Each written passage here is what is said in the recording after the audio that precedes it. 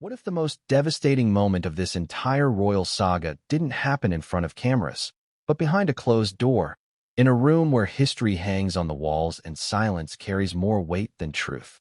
What if the story you think you know isn't wrong, just incomplete? And what if the thing King Charles is alleged to have finally confronted wasn't a scandal, a headline, or even a person, but the slow, irreversible collapse of trust inside his own family? Before we continue, please hit the like button, subscribe to the channel, and turn on the notification bell for updates. Let's start here.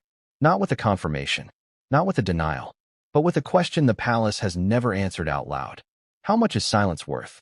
Because according to claims circulating among royal commentators, journalists, and unnamed palace sources, there came a moment when whispers inside royal circles stopped being about reconciliation and started being about containment. A moment when the discussion allegedly shifted from, how do we fix this, to something far colder, something far more devastating. How do we stop this from getting worse? Now, before we go any further, we need to be very clear about something. What you're about to hear is not a court ruling. It's not a sworn confession. It's not an official palace statement. It's a story built from allegations, reported claims, contradictory leaks, strategic silences, and the kind of gaps that only exist when powerful institutions refuse to speak plainly. And yet, those gaps are exactly where the story lives. Because if none of this mattered, if it was all fiction, exaggeration, or internet noise, the palace would have done what it has always done best: ignore it. But this time, insiders say, ignoring it wasn't an option. Ask yourself this: why now? Why is this narrative resurfacing at a moment when the monarchy is supposed to be stabilizing? Why do certain details keep appearing, disappearing, then reappearing again, slightly altered, slightly reframed, but never fully denied? And why, above all else, does one figure reportedly sit at the emotional center of this storm, looking more exhausted than enraged? King Charles. For decades, Charles has been described as patient, measured, cautious to a fault. A man trained to think in terms of legacy, not impulse. A king who waited longer than any monarch in modern British history to take the throne. So when commentators claim that he was finally forced to confront a situation he could no longer manage quietly, it raises an uncomfortable possibility. That this wasn't just another family disagreement. That this wasn't just media drama. That this was something the institution itself perceived as an existential threat. Here's where the story becomes truly unsettling. According to repeated claims circulating in royal media spaces, there was an alleged demand, not confirmed, not documented publicly, but persistently referenced, involving a staggering sum of money. £20 million. A number so specific it invites disbelief. A number so large it instantly provokes outrage. A number that, whether true or not, carries enormous symbolic weight. Why that number? Why not 5 million? Why not 50? Because big numbers do something psychologically powerful. They stop conversations. They polarize audiences. They force people to pick sides before they've even examined the evidence. And that may be exactly why this alleged figure has become so central to the narrative. But here's the twist most headlines don't talk about. According to multiple commentators, the money, if the claim even has substance, may not have been the part that devastated King Charles the most. The devastation, they suggest, came from what the money represented. Think about that. A monarchy built on tradition, duty, restraint, and symbolism, suddenly facing allegations framed around transactions, leverage, and silence. What does that do to an institution that survives not on power, but perception? Because whether or not such a demand ever existed in reality, the mere belief that it could have existed was enough to send shockwaves through royal circles. And that's where this story becomes less about Meghan Markle as an individual, and more about what happens when narratives spiral beyond anyone's control. Let's talk about timing. Why did this story intensify when it did? Why now, when the public has arguably grown fatigued by royal drama? Why not earlier, during the height of interviews, documentaries, memoirs, and televised confrontations? Some observers believe the answer lies not in new revelations, but in changing priorities. When Queen Elizabeth was alive, stability was the priority. Containment was the strategy. Silence was the weapon. But a new reign changes the rules. A new king inherits not just a crown, but unresolved tensions. Emotional debts, lingering narratives that never fully died, only went dormant. And according to those familiar with palace dynamics, King Charles inherited something else as well. A breaking point. Ask yourself this. What happens when silence stops working? What happens when every attempt to move forward is undermined by stories that refuse to stay buried? What happens when the very act of saying nothing begins to look like confirmation? Because here's the paradox of modern monarchy. Silence used to equal dignity. Now, silence equals suspicion. And that shift has terrified royal strategists more than any single allegation ever could. Now let's address the elephant in the room. Why Meghan Markle? Why does every version of this story, no matter how carefully worded, seem to orbit her presence? Supporters argue she has been unfairly targeted, misrepresented, and scapegoated by an institution unwilling to modernize. Critics argue she weaponized visibility, narratives, and public sympathy to extract leverage. But notice something important. Even the most extreme claims rarely come with hard evidence. Instead, they come with phrases like, sources say, insiders allege, according to people familiar with the matter, which begs an uncomfortable question. If no one is willing to go on record, why does the story keep growing? One theory is simple. Because the truth, whatever it is, may be far less dramatic than the story built around it. And yet, emotionally, the damage may be very real. According to royal commentators, King Charles is alleged to have reached a point where the specific details mattered less than the implications. The implication that family disputes had crossed into transactional territory. The implication that trust had eroded so deeply that conversations were no longer about reconciliation, but risk management. The implication that the monarchy had lost control of its own narrative. Imagine that moment. A king, newly crowned, still adjusting to a role he waited a lifetime to assume, suddenly forced to confront the possibility that his reign might be defined not by continuity, but by fracture. Not by unity, but by suspicion. Not by tradition, but by damage control. And this is where the emotional weight shifts. Because devastation doesn't always look like anger. Sometimes it looks like resignation. Sometimes it looks like a quiet realization that something precious has already been lost.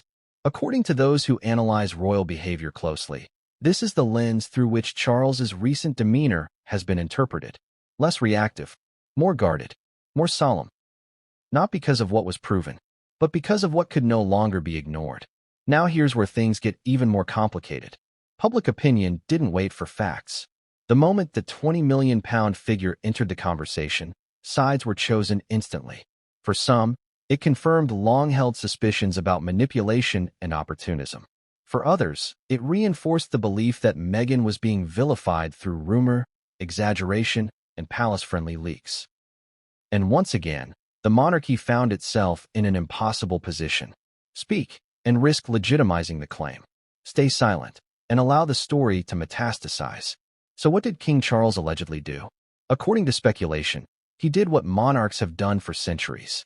He spoke without speaking, through timing, through absence, through subtle shifts in tone and emphasis, through a kind of communication so restrained it drives modern audiences insane.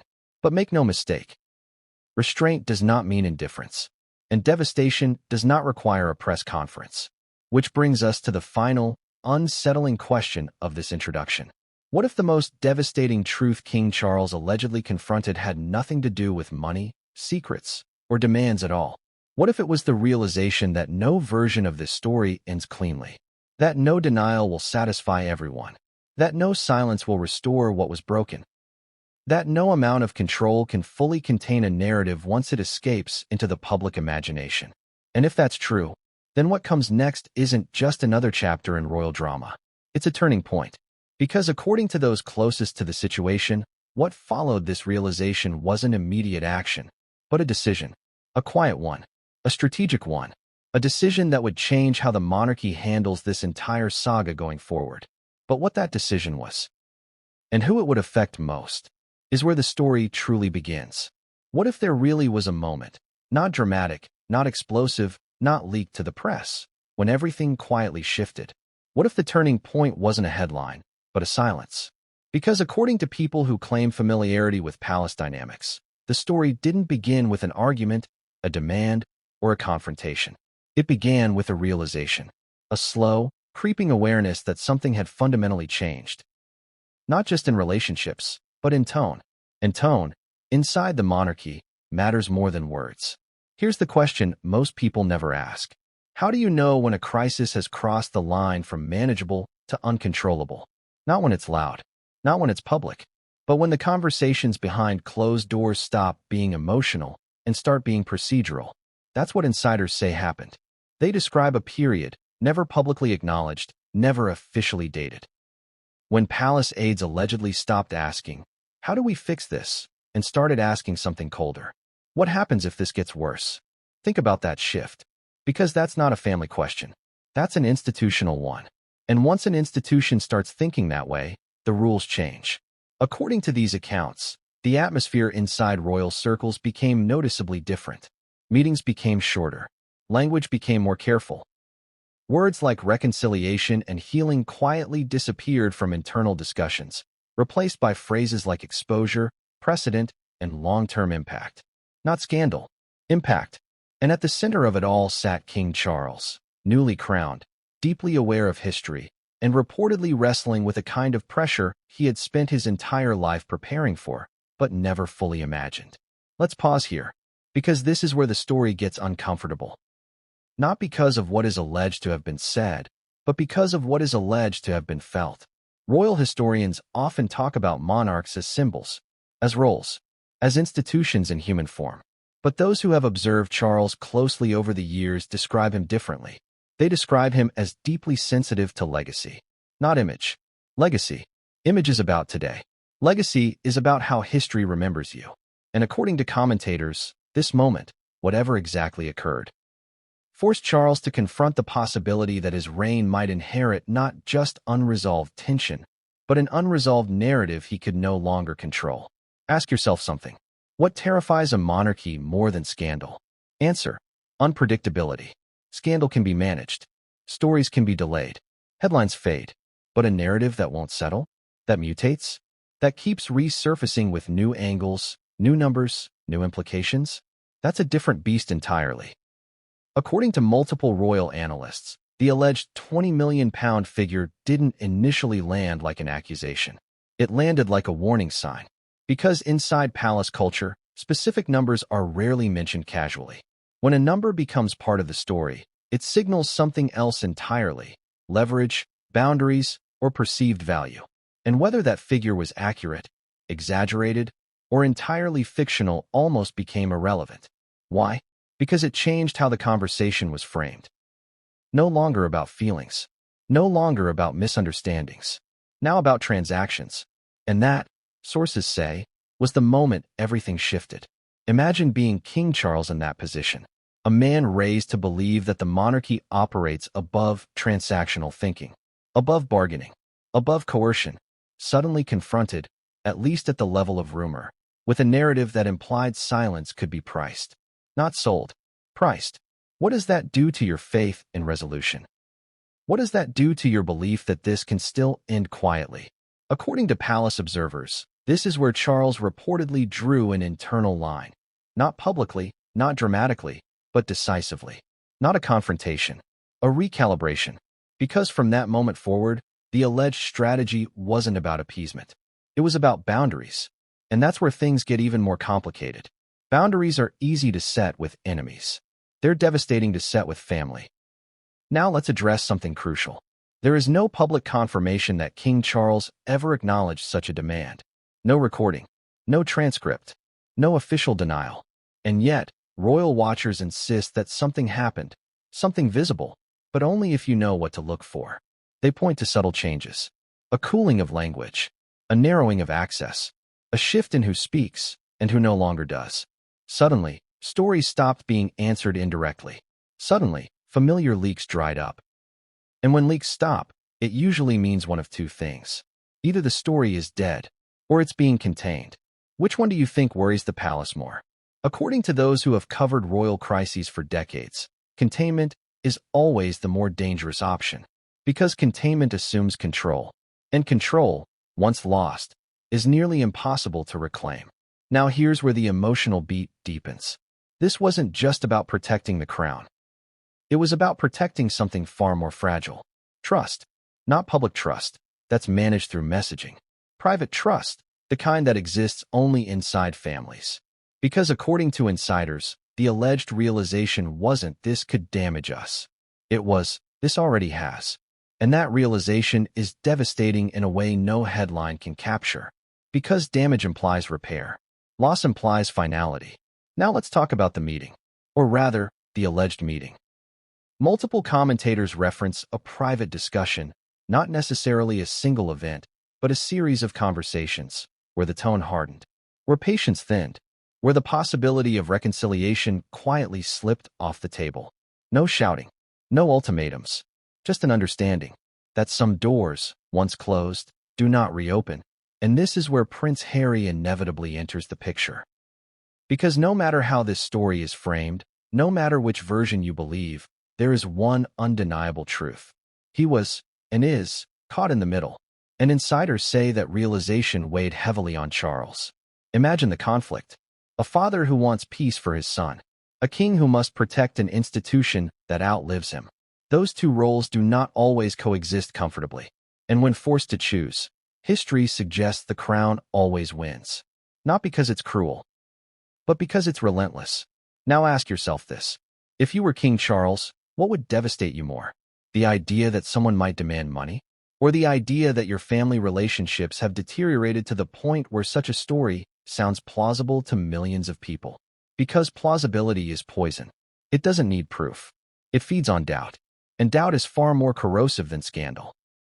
According to royal insiders, that was the moment Charles allegedly stopped trying to correct narratives and started preparing for endurance. Not reaction, endurance. A long game. A strategy built not on winning public opinion today, but surviving historical judgment tomorrow. And that's where the emotional core of this chapter truly lands. This wasn't a fiery confrontation. It was a quiet reckoning. The kind that leaves no visible scars, but changes everything beneath the surface. And as that reckoning settled in, those closest to the palace say one chilling thought emerged. What if this story never ends? What if every attempt at resolution simply creates another chapter? What if silence fuels speculation and speaking fuels outrage? What if the monarchy is trapped in a narrative it can neither confirm nor escape? That's when, according to sources, King Charles made a choice. Not a public one, not a dramatic one, a structural one. A decision about how far the institution would go and how far it would not. And once that decision was made, the tone shifted permanently. Access narrowed. Messages hardened. Flexibility disappeared. Because when a monarchy decides it has reached its limit, it doesn't announce it. It enforces it. But what exactly did that enforcement look like? Who felt it first? And why do some believe the next move wasn't aimed at the public at all, but at reshaping the narrative from behind the scenes? That's where the story takes its next turn.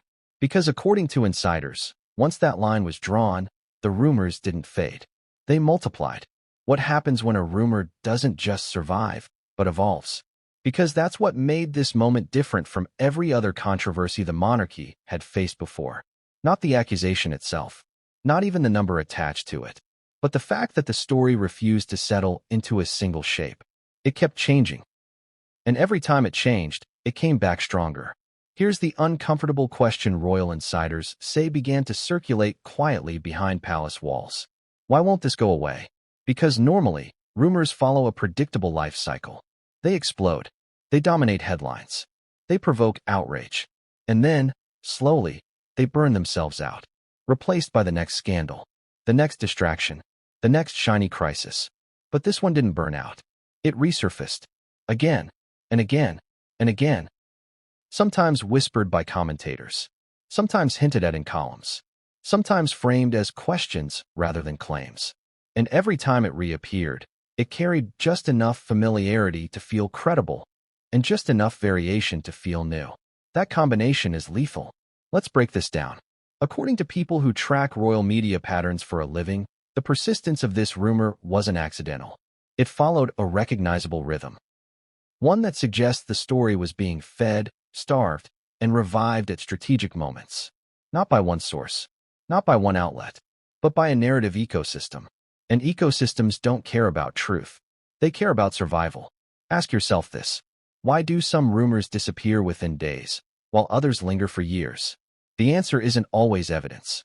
Sometimes it's emotional resonance. This story had it. It tapped into existing beliefs, existing divisions, existing frustrations on all sides. For critics of the monarchy, it reinforced the idea of an institution willing to bury truths. A scandal that burns bright and fades, or a rumor that never quite dies. Royal history suggests the latter, because unresolved narratives don't belong to any one era. They get inherited, passed down, referenced years later as that thing everyone knew about. And that possibility terrified palace strategists, because it meant this wasn't just about Charles. It was about the future. Now here's the emotional core of this chapter. According to commentators, the most devastating part wasn't public reaction. It was private resignation. The moment when insiders allegedly realized that no matter what they did, this story would live on in some form. Not because it was true, but because it was useful. Useful to media, useful to critics, useful to supporters, useful to algorithms. And usefulness is the lifeblood of modern rumor. So what do you do when a rumor won't die? You don't fight it head on. You isolate it. You contextualize it. You starve it of oxygen, slowly, strategically, quietly. At least, that's the theory. But according to palace watchers, this is where the strategy began to falter. Because every attempt to minimize the rumor seemed to trigger its return. Every time the palace shifted focus, the story resurfaced elsewhere, as if it had a mind of its own. And that's when another unsettling thought reportedly emerged inside royal circles. What if this rumor isn't being kept alive accidentally? What if its persistence serves someone's purpose? That question changes everything. Because now the issue isn't truth versus falsehood. It's motive. Who benefits from ambiguity? Who gains from uncertainty? Who profits, emotionally, politically, financially, from a story that never resolves? And once that question enters the conversation, trust erodes even further. Not just between individuals, but between narratives, between institutions and audiences, between past and future. According to royal insiders, this was the moment when the palace stopped asking how to make the story disappear and started asking who wanted it to stay alive. And that question, once asked, cannot be unasked, because it forces you to examine alliances, assumptions, blind spots. And according to those close to the situation, it set the stage for a far more aggressive phase of internal scrutiny. Not public, not loud, internal, strategic, calculated. Because if the rumor wasn't dying naturally, then something else had to change. But what? And who would feel the consequences first? That's where the story takes a darker turn. Because according to insiders, the next phase wasn't about messaging at all. It was about money. What if the most dangerous part of this story isn't whether money ever changed hands, but the fact that everyone believes it could have? Because that's where this chapter begins. Not with a bank transfer, not with a receipt, not with a smoking gun, but with a question that quietly terrified the palace. Why does the money angle feel believable to so many people? That question alone forced a reckoning. Because in royal culture, money is never just money. It's symbolism, it's power, it's leverage. And when money enters a family dispute, even hypothetically, it transforms the entire narrative. Suddenly, this isn't about hurt feelings or miscommunication. It's about value. What is silence worth? What is loyalty worth? What is discretion worth? And most unsettling of all, who decides the price? Let's be clear again. There is no public proof that any demand for £20 million was made.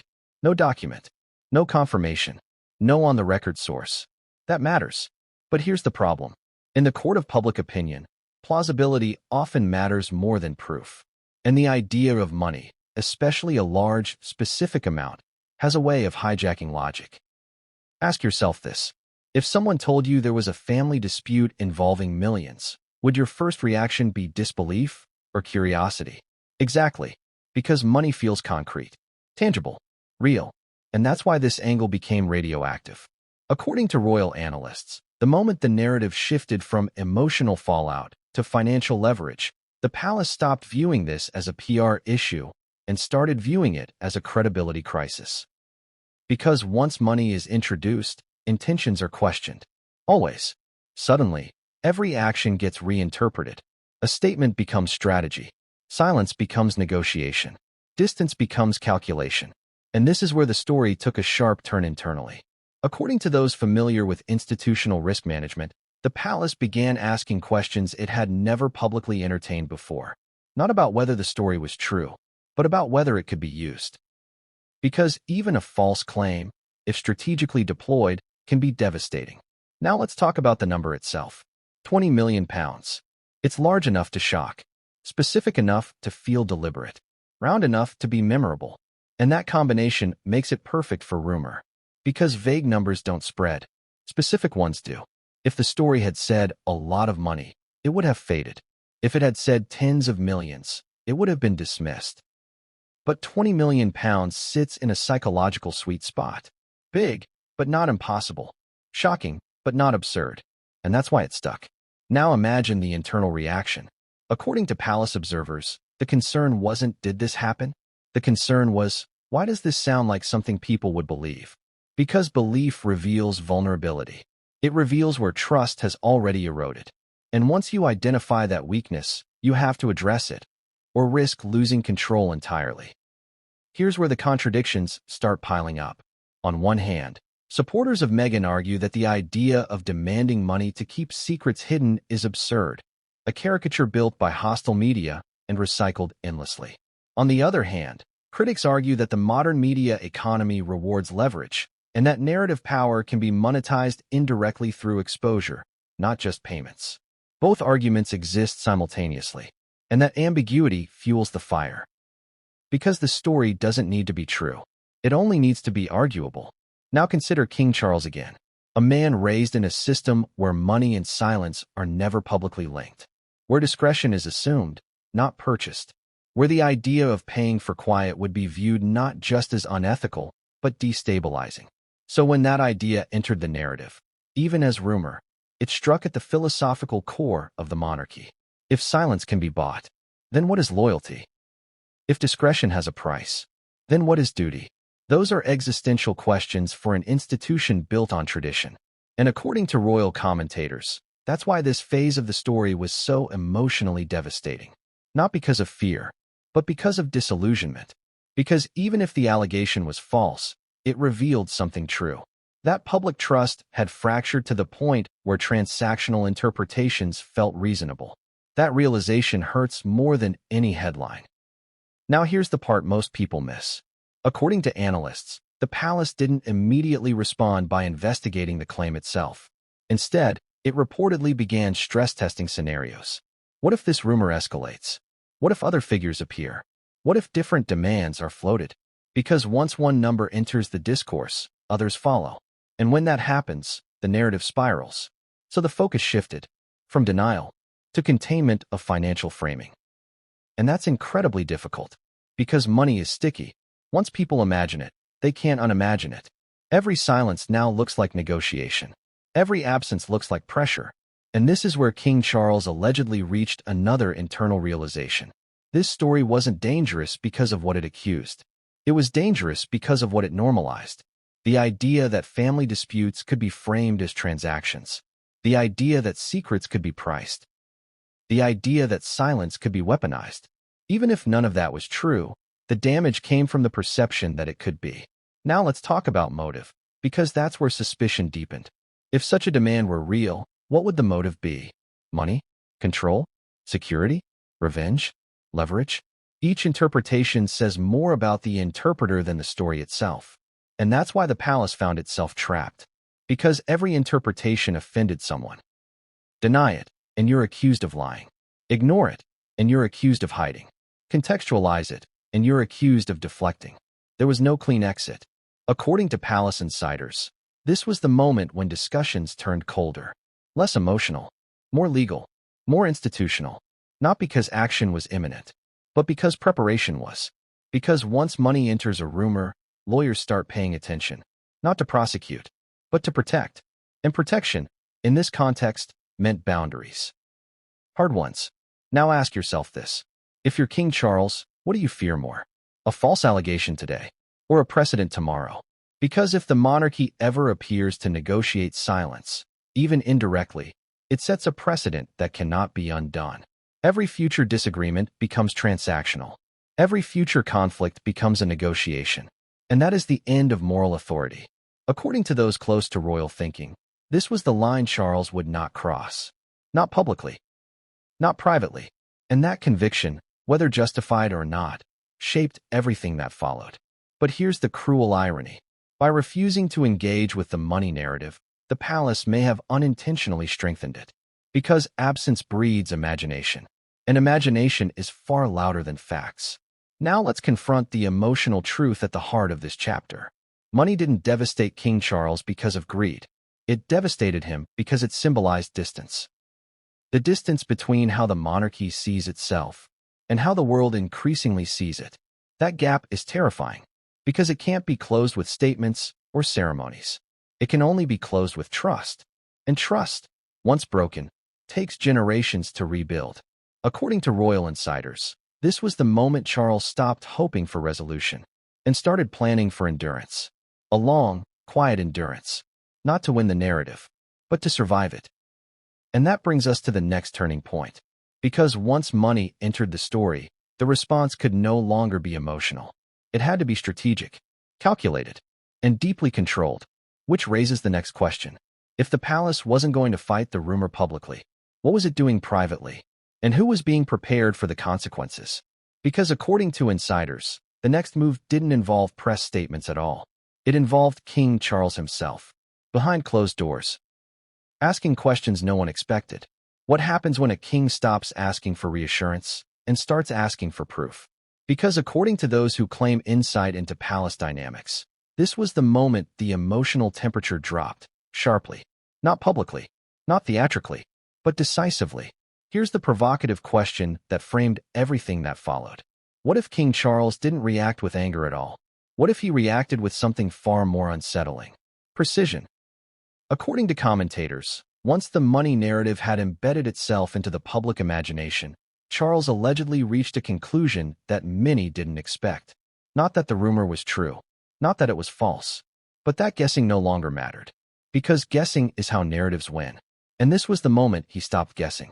Observers say the shift was subtle but unmistakable. Conversations became shorter. The language inside meetings changed. Emotional phrasing gave way to neutral terms. Feelings were replaced with frameworks. Not who said this, but how would this spread? Not why would someone do this, but what does this enable? That's not the language of a father. That's the language of an institution protecting itself. And according to palace insiders, this was when Charles allegedly did something he had resisted for years. He asked for everything. Not rumors. Not interpretations. Not summaries. Everything. Timelines. Versions. Contradictions. Who said what and when. Not to accuse. Not to punish. But to understand the shape of the storm. Because storms don't destroy buildings that are reinforced. They destroy structures that assume calm will return. Now imagine being in that room. A king who waited decades for the crown, finally wearing it, finally responsible for decisions that ripple across centuries, sitting quietly, listening, not interrupting, not reacting. And when the briefing ends, instead of reassurance, he allegedly asks one question. What happens next? That question stunned people, because it implied something uncomfortable, that this wasn't a temporary flare-up, that this wasn't going away, that the monarchy needed to prepare not for resolution, but for persistence. Now let's talk about tone. Royal watchers say Charles's demeanor shifted from conciliatory to contained. Not cold, contained. Less expressive, more deliberate. And in royal culture, containment is a warning sign. It means the margins are gone. It means flexibility has ended. It means decisions will now be made not for comfort, but for stability. And stability doesn't care who gets hurt. Now here's where the contradiction deepens. Publicly, nothing changed. Appearances continued. Ceremonies proceeded. The language remained carefully neutral. But privately, according to insiders, the mood hardened. Not against individuals, against unpredictability. Because unpredictability is the one thing institutions cannot tolerate. A family can live with conflict. An institution cannot live with uncertainty. And this is where Charles allegedly drew his internal line. Not about money, not about silence, but about precedent. Because if even the appearance of transactional silence became normalized, it would reshape every future conflict. And that was unacceptable. So instead of reacting publicly, he allegedly began doing something far more consequential. He began limiting variables, access, channels, intermediaries, not to punish, to protect, because every additional voice increases risk. Every additional conversation increases leakage. Every additional attempt at reconciliation increases the chance of misinterpretation. So the strategy shifted from outreach to insulation. Now pause and ask yourself, how does that feel as a parent? To choose insulation over reconciliation? To choose distance over dialogue? To choose endurance over repair? That's where the devastation lives.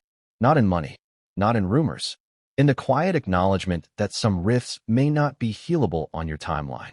And according to those who interpret royal behavior, this weighed heavily on Charles. But kings are not allowed the luxury of grief.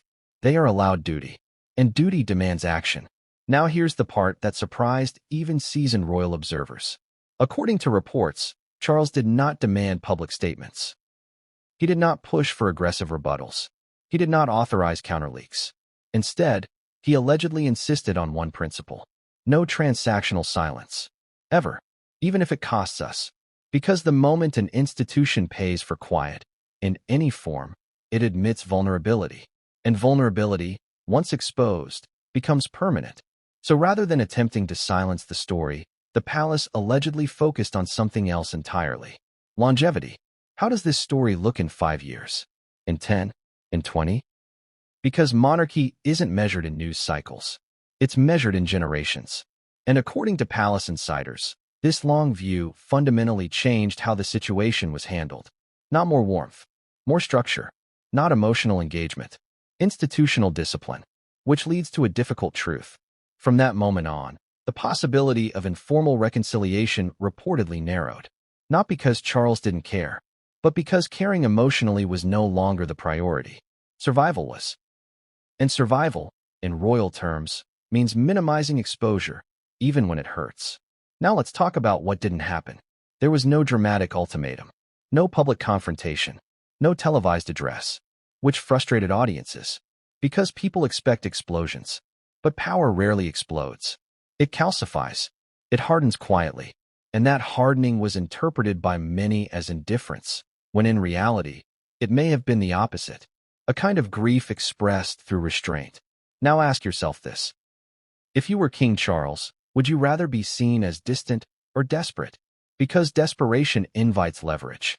And leverage is the enemy of monarchy. So the response became measured. Not emotional. Not personal. Structural. And this is where things became even more unsettling. According to insiders, once Charles adopted this posture, the palace stopped trying to influence public perception directly.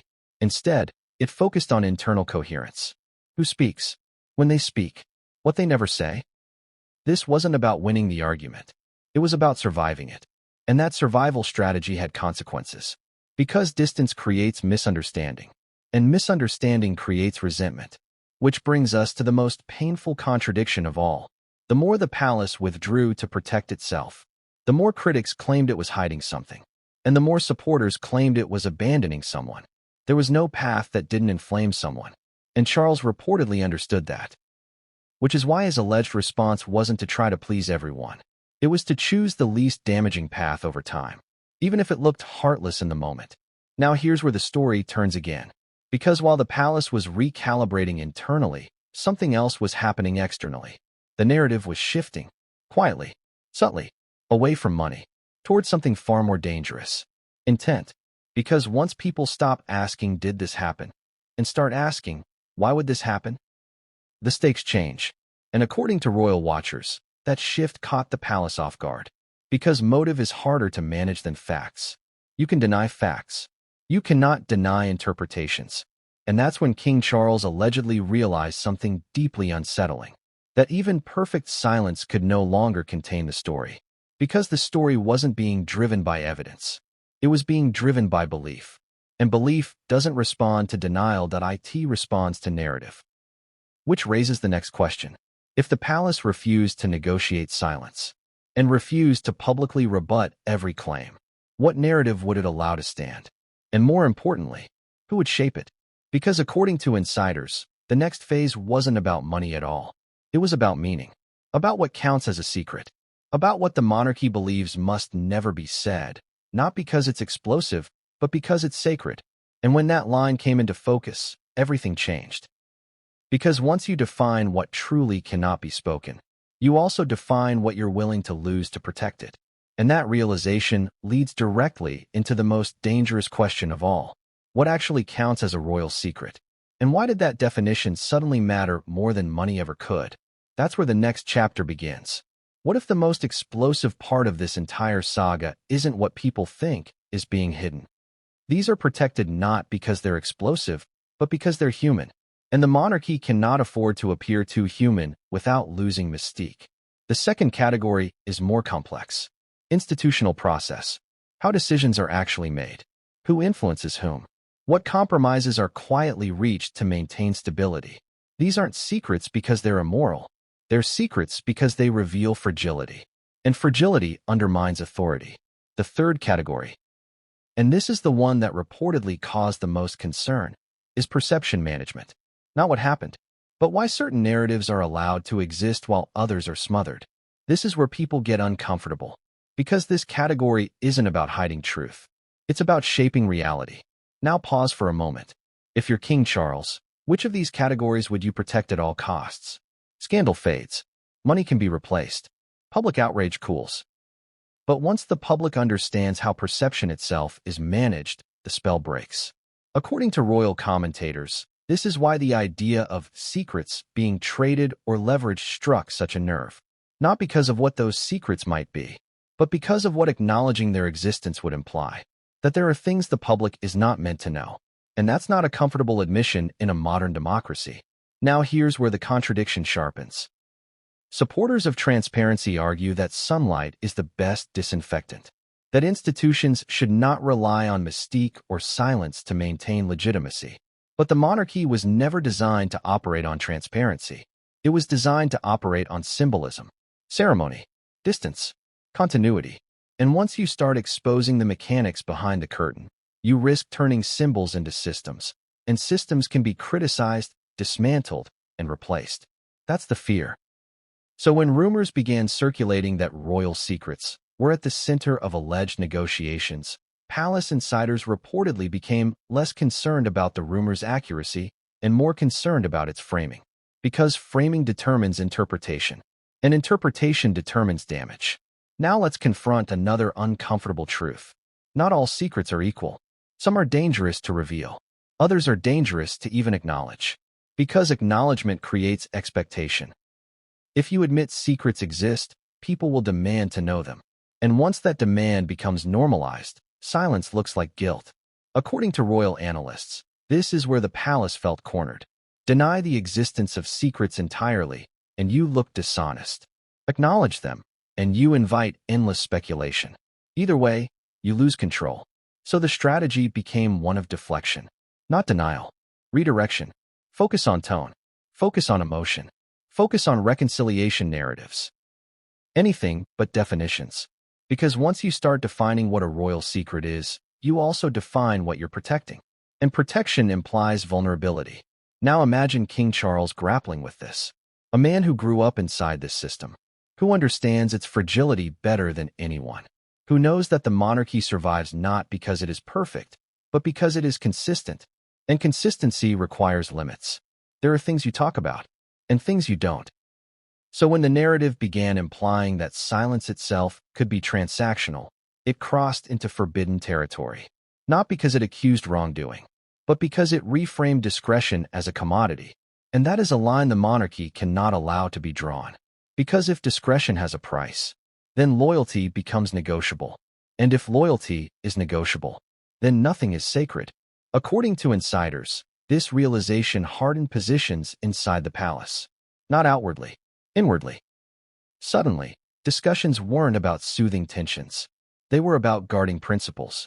What does the monarchy stand for if not restraint? What does it represent if not continuity over confession?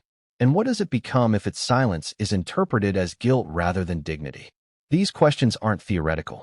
They shape decisions. And those decisions shape lives. Now let's talk about the role of modern media. because this is where things spiral. In the age of streaming documentaries, memoirs, podcasts, and social media, the line between private and public has been obliterated. Personal stories are currency. Vulnerability is monetized. Exposure is rewarded. And that creates a direct clash with monarchical culture. Because what the modern media economy celebrates, the monarchy survives by suppressing, not maliciously, structurally. So when allegations frame royal secrets as leverage, they don't just threaten reputations. They threaten relevance. Because relevance in the modern world demands openness, but authority in the royal world demands restraint. And you cannot satisfy both. According to palace insiders, this tension became impossible to ignore, not just in this case, but as a sign of a broader cultural collision. The old rules no longer work, but the new rules don't fit. So the monarchy found itself frozen between two worlds, too opaque for modern audiences, too exposed to retreat into mystique. And that's where the idea of devastation takes on its true meaning. This wasn't about money. It wasn't even about Meghan Markle as an individual. It was about the realization that the rules governing silence no longer protect the institution the way they once did. And that is terrifying. Now ask yourself this. If you were King Charles, what would you do? Reveal more and risk dismantling the system you're sworn to protect? Reveal less and risk being accused of manipulation? Neither option is clean. Neither option is safe. And according to those closest to royal thinking, this is where Charles made a grim calculation. He chose the institution, not because it mattered more than people, but because without it, nothing else exists. And that choice has consequences. Because once you define certain things as untouchable, anyone who challenges that boundary becomes a threat. Not personally, structurally. Now here's where the story takes another turn. Because once the palace internally clarified what it considered a true royal secret, it began to reassess everything else. What stories could be tolerated? What narratives could be ignored? And which ones required a response, even if that response wasn't public? And that reassessment led to an unsettling conclusion. The biggest danger wasn't a single explosive revelation. It was the slow erosion of authority through interpretation, through endless analysis, through audiences feeling entitled to explanations that the monarchy cannot give. And that entitlement changes the relationship forever. Now let's talk about the emotional fallout. Because while institutions think in abstractions, people feel consequences. Every boundary drawn feels like rejection to someone. Every silence feels like dismissal. And in this case, according to commentators, the cost of institutional preservation may have been personal alienation. Because once secrets are defined, trust is rationed, access is restricted, and warmth becomes optional. Which brings us back to the most painful contradiction of all. The monarchy exists to symbolize unity, but it survives through separation. And that separation, once solidified, is very hard to undo. So when people ask, what secrets are they hiding? They may be asking the wrong question. The real question is this. What truths has the monarchy decided are too destabilizing to even acknowledge? And who pays the price for that decision? Because once that line is drawn, the story stops being about rumor and starts being about power. Who controls the narrative? Who defines legitimacy? And who gets silenced? Not with money, but with distance. And according to insiders, once those internal definitions were finalized, the next phase began. A phase that didn't involve secrets at all. It involved strategy. Because once you decide what you will never say, you also decide how you will let others speak. And that's where the story turns outward again. Because the next battlefield wasn't behind palace doors. It was in the media. And the weapons weren't money or silence. They were leaks. Calculated ones. Strategic ones. Ones designed not to reveal truth, but to steer interpretation. And when that started happening, the narrative changed shape once again. What if the loudest moments in this saga weren't accidents at all? What if the chaos you've been watching unfold wasn't disorder, but design? Because according to people who study royal media patterns closely, this is the point where the story stopped being reactive and started becoming strategic. Here's the uncomfortable question that changed everything. What if silence wasn't the palace's only tool anymore?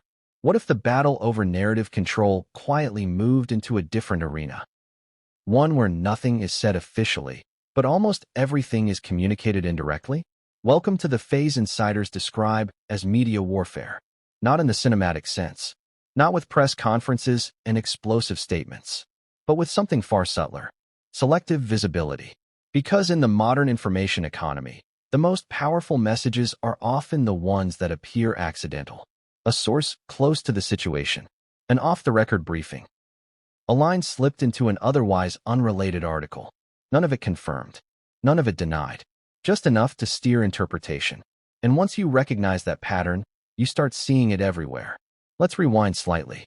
After the palace allegedly clarified internally what counted as untouchable, what must never be acknowledged, let alone negotiated, it faced a new problem. How do you influence a story you refuse to address? Because total silence doesn't neutralize narratives anymore. It creates vacuums. And vacuums get filled by speculation, by pundits, by people with incentives to keep the story alive. So the palace faced a dilemma. Speak directly and risk legitimizing the rumor, or speak indirectly and risk being accused of manipulation. Either way, credibility was on the line. According to royal media analysts, this is when the strategy shifted from silence to saturation. Not saturation of denial, saturation of context. Stories began appearing that didn't mention the rumor explicitly, but reframed the broader environment around it. Pieces about royal restraint, about long-standing traditions of discretion, about the dangers of monetizing personal narratives. Nothing accusatory, nothing explicit, just atmosphere. And atmosphere is powerful, because people don't process stories in isolation. They process them in emotional ecosystems. Now ask yourself this. Why do certain themes suddenly dominate coverage at specific moments? Why do words like dignity, restraint, and legacy start appearing in clusters? That's not coincidence. That's framing. According to insiders, this wasn't about attacking anyone. It was about reminding the public what the monarchy believes it represents. A subtle repositioning. From villain to institution under siege. And that shift matters. Because once audiences start viewing a story through the lens of institutional survival rather than personal conflict, sympathy moves. Not universally, but enough to change the temperature. Now here's where the contradiction deepens. While palace-aligned narratives emphasized restraint and continuity, counter-narratives surged just as aggressively. Stories emphasizing power imbalance, institutional coldness, emotional abandonment, each side feeding its audience, each side reinforcing belief. And belief, once hardened, doesn't require proof. It requires repetition. This created a media feedback loop. Every indirect palace signal triggered a counter-signal elsewhere. Every appeal to dignity was answered with appeals to transparency. And suddenly, the story wasn't about what happened. It was about what kind of world you believe in. One where institutions deserve deference, or one where individuals deserve exposure. That's not a debate with a winner. It's a clash of values. And values don't compromise easily. Now let's talk about leaks. Because leaks are never neutral. They don't exist to inform. They exist to influence. According to commentators, this period saw an uptick in what they describe as contextual leaks. Not documents, not recordings, but impressions, descriptions of mood, characterizations of intent, carefully worded insights into how things are being felt. These are powerful because they don't claim facts. They claim perspective. And perspective feels authentic. So when a source says, the palace feels exhausted, it humanizes the institution. When another source says, the family feels silenced, it personalizes the conflict. Both can be true, and both can be weaponized. Now imagine being King Charles watching this unfold. Not just the story, but the reactions to the story. Supporters demanding accountability. Critics demanding proof. Neutral observers demanding clarity. And the one thing you cannot give is clarity. Because clarity would require acknowledging boundaries you've decided must remain invisible. So instead, the narrative war becomes one of implication. Who leaks first? Who leaks better?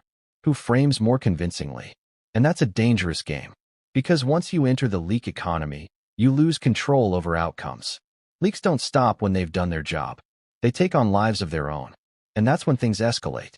According to royal watchers, this phase created collateral damage. Journalists began speculating more aggressively. Commentators filled gaps with theories. Audiences hardened into camps. And every new piece of information, no matter how tangential, was interpreted as evidence. Evidence of what?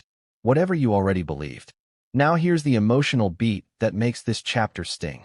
The palace didn't want this fight. It didn't choose it. But once narratives become entrenched, opting out is no longer possible. Because silence looks like surrender. And speaking looks like guilt. So the palace walked a tightrope, leaking enough context to soften perception, but never enough to define truth. A dangerous balance. Because the more context you provide, the more people expect answers. And expectation is a trap. Now let's address a hard truth about modern media. Outrage pays. Nuance does not. Long explanations don't trend. Short insinuations do. And that reality shapes coverage far more than ethics. So even as palace-aligned messaging tried to slow the story down, the broader media ecosystem kept accelerating it. Every headline needed a hook. Every segment needed a villain. Every story needed a takeaway. And complexity doesn't fit neatly into any of those. So complexity got flattened into heroes and villains, manipulators and victims, secrets and exposure. And once flattened, the story became portable. It could be reused, remixed, reframed endlessly, which is exactly what happened. According to analysts, this is when the palace realized something crucial. The story was no longer theirs to manage. It belonged to the audience. And audiences don't want closure. They want continuation. They want the next twist, the next reveal, the next escalation. That's how engagement works. And once you understand that, you understand why this saga keeps resurfacing. Because it has become content. Now imagine the frustration inside palace walls. Every attempt to de-escalate only fuels another cycle. Every effort to remain dignified is reframed as evasive. Every attempt at distance is framed as cruelty. And there's no mechanism to reset the conversation. Because no one is listening for truth anymore. They're listening for confirmation. So what do? According to insiders, this is when the palace pivoted again. Not toward louder messaging, but toward structural influence. Who gets access? Who gets background briefings? Who gets frozen out? Not as punishment, as filtration. Because if you can't stop the story, you can at least shape who tells it. And that's where media warfare becomes personal. Journalists who played along with nuance found doors opening. Those who pushed aggressively found sources drying up. Not announced, just noticed. And in royal culture, access is everything. Lose access, and your influence fades. So incentives shifted. Coverage softened in some corners, hardened in others. The narrative fractured further. Now ask yourself this. Does that look like control or desperation? Depending on your perspective, it's both. And that duality is what made this phase so volatile. Because no matter what the palace did, it could be framed negatively. Strategic leaks looked like manipulation. Lack of leaks looked like suppression. And through it all, one thing became painfully clear. This was no longer a private family matter. It was a public morality play. And morality plays demand conclusions. They demand villains. They demand accountability. And the monarchy does not perform accountability the way modern audiences expect. So the mismatch widened. Now let's talk about the unintended consequence of this media war. Fatigue. Audiences began to tire. Not of the story, but of the repetition. Same arguments. Same positions. Same outrage. And fatigue does something dangerous. It breeds cynicism. People stop caring about truth. They start caring about entertainment. And once a story becomes entertainment, empathy disappears. That's when real damage happens. Because institutions can survive criticism, they struggle to survive mockery. And mockery was creeping in. Which is why, according to insiders, the palace began preparing for a different outcome altogether. Not vindication, not reconciliation, but normalization. Making the story boring. Because boring stories die.